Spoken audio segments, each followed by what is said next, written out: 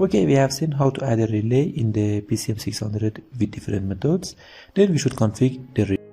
Right-click on IED and select Read from IED to read all.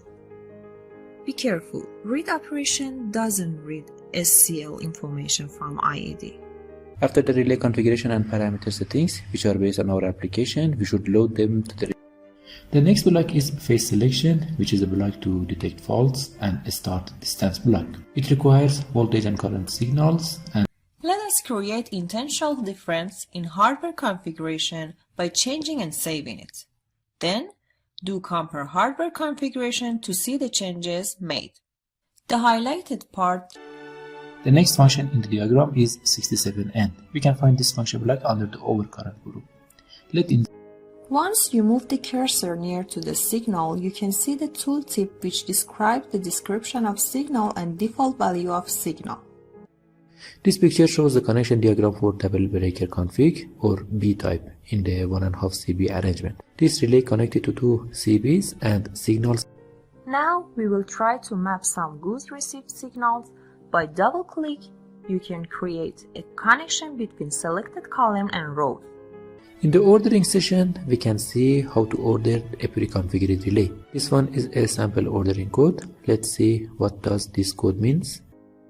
You can do all activities which we did using icon, using menu items also.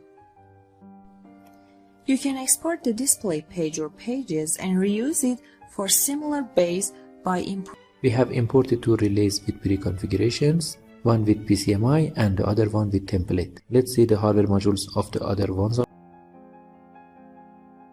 Now open the disturbance records via disturbance record viewer WaveWin to do that. And from here we can check the manual close and pre-closer signals, which can enable the automatic start by external signals. If it is needed, we can change this.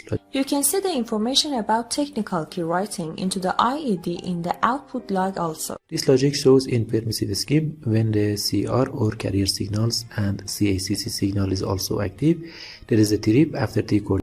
Now select Report Controls tab and right-click and select New to add. The signals connected to the input number 1 to 16 can initiate the three-phase trip, and the inputs 17 to 32 can initiate single-phase tripping for the phase 1 or phase L1. Then the next worksheet is about auto-reclosing logic.